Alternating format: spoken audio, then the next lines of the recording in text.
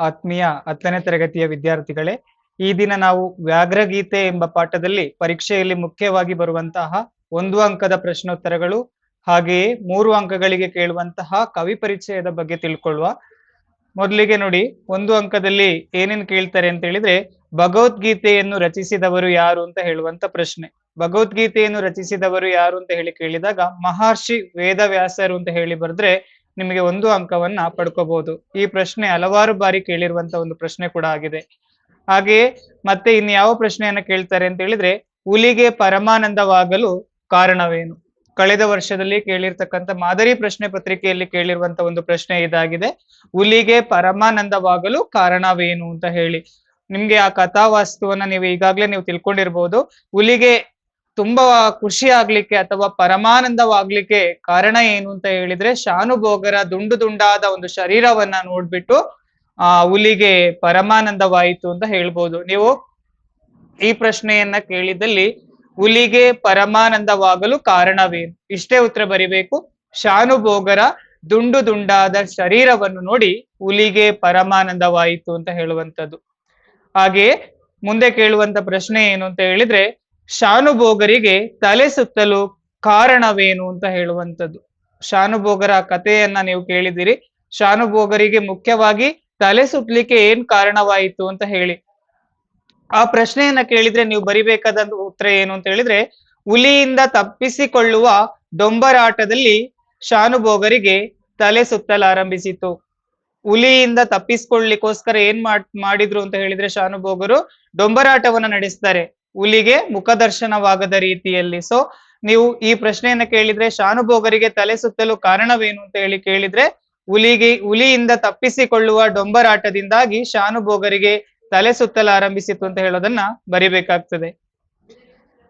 ಮುಂದಿನ ಪ್ರಶ್ನೆ, ಶಾನುಭೋಗರ ಬ್ರಹ್ಮಾಸ್ತ್ರ ಯಾವುದು? ತುಂಬಾ ಸತಿ ಕೇಳಿರ್ತಕ್ಕಂಥ ಪ್ರಶ್ನೆ, ತುಂಬಾ ಮುಖ್ಯವಾದಂತ ಪ್ರಶ್ನೆ, ಈಸಿಯಾಗಿ ಉತ್ತರ ಕೂಡ ಬರಿಬಹುದು. ಹುಲಿಗೆ ನೋಡಿ, ಶಾನುಭೋಗರ ಬ್ರಹ್ಮಾಸ್ತ್ರ ಯಾವುದು ಅಂತ ಕೇಳಿದ್ರೆ, ಶಾನುಭೋಗರ ಬ್ರಹ್ಮಾಸ್ತ್ರ ಕೀರ್ತಿ ಪುಸ್ತಕ ಅಂತ ಹೇಳಿ. ಕೀರ್ತಿ ಪುಸ್ತಕವು ಶಾನುಭೋಗರ ಒಂದು ಬ್ರಹ್ಮಾಸ್ತ್ರ ಆಗಿತ್ತು. ಹಾಗೆ ನೋಡಿ, ಹಸಿದು ಮಲಗಿದ್ದ ಹುಲಿಯು ಏನೆಂದು ಯೋಚಿಸಿತು ಅಂತ ಹೇಳಿ. ಹಸಿದು ಮಲಗಿದ್ದ, ತುಂಬಾ ಹಸಿವಿನಿಂದ ಮಲಗಿರ್ತಕ್ಕಂಥ ಹುಲಿಯು ಏನು ಯೋಚನೆ ಮಾಡುತ್ತೆ? ಹಸಿದು ಮಲಗಿದ್ದ ಹುಲಿಯು ವಿಧಿ ಆಹಾರಕ್ಕೆ ಏನನ್ನು ಒದಗಿಸುವುದೋ ಎಂದು ಯೋಚಿಸಿತು ಅಂತ ಹೇಳಿ ಉತ್ತರವನ್ನ ಬರಿಬೇಕಾಗ್ತದೆ. ಮುಂದಿನ ಪ್ರಶ್ನೆ, ಶಾನುಭೋಗರು ಚಿಕ್ಕನಾಯಕನಹಳ್ಳಿಗೆ ಯಾಕೆ ಹೋಗಿದ್ದರು? ಶಾನುಭೋಗರು ಚಿಕ್ಕನಾಯಕನಹಳ್ಳಿಗೆ ಇರಸಾಲಿಗಾಗಿ ಹೋಗಿದ್ದರು ಅಂತ ಹೇಳಿ ನಾವು ಬರಿಬೇಕಾಗ್ತದೆ. ಶಾನುಭೋಗರ ರಾಜಭಕ್ತಿಯ ಲಾಂಛನ ಯಾವುದು? ಶಾನುಭೋಗರ ರಾಜಭಕ್ತಿಯ ಲಾಂಛನ ಕೀರ್ತಿ ಪುಸ್ತಕ. ಇದು ಕೂಡ ತುಂಬಾ ಸತಿ ಕೇಳಿರ್ತಕ್ಕಂಥ ಒಂದು ಪ್ರಶ್ನೆಯಾಗಿದೆ. ಶಾನುಭೋಗರ ರಾಜಭಕ್ತಿಯ ಲಾಂಛನ ಯಾವುದು? ಲಾಂಛನ ಅಂತ ಕೇಳಿದ ತಕ್ಷಣ ನಮಗೆ ಗೊತ್ತಿರಬೇಕು, ಅದು ಕೀರ್ತಿ ಪುಸ್ತಕ ಅಂತ ಎಂಬುದಾಗಿ. ಶಾನುಭೋಗರನ್ನು ಮೂರ್ಛೆಯಿಂದ ಎಚ್ಚರಿಸಿದವರು ಯಾರು? ನಮಗೆ ಗೊತ್ತಿದೆ, ಆ ಪಾಠದಲ್ಲಿ ಶಾನುಭೋಗರು ಮೂರ್ಛೆಯಿಂದ ಬಿದ್ದೋಗಿರ್ತಾರೆ. ಆ ಸಂದರ್ಭದಲ್ಲಿ ಯಾರು ಆ ಮೂರ್ಛೆಯಿಂದ ಎಚ್ಚರಿಸಿದ್ರು ಅಂತ ಹೇಳುವಂಥದ್ದು. ಶಾನುಭೋಗರನ್ನ ಮೂರ್ಛೆಯಿಂದ ಎಚ್ಚರಿಸಿದವರು ಚಿಕ್ಕನಾಯಕನಹಳ್ಳಿಯ ರೈತರು. ಚಿಕ್ಕನಾಯಕನಹಳ್ಳಿಗೆ ಹೋಗಿದ್ರು, ತೆಂಗಿನಕಾಯಿಯನ್ನ ತುಂಬಿಸ್ಕೊಂಡು ಇರ್ತಕ್ಕಂಥ ಸಂದರ್ಭದಲ್ಲಿ ಆ ರೈತರು ಇವರನ್ನ ಮೂರ್ಛೆಯಿಂದ ಎಚ್ಚರಿಸ್ತಾರೆ. ಹಾಗೆಯೇ ಮತ್ತೊಂದು ಪ್ರಶ್ನೆ, ಶಾನುಭೋಗರು ತಮ್ಮ ಹಳ್ಳಿಯನ್ನು ತಲುಪಬೇಕಾದರೆ ಯಾವ ಕಣಿವೆಯನ್ನು ದಾಟಿ ಹೋಗಬೇಕಾಗಿತ್ತು?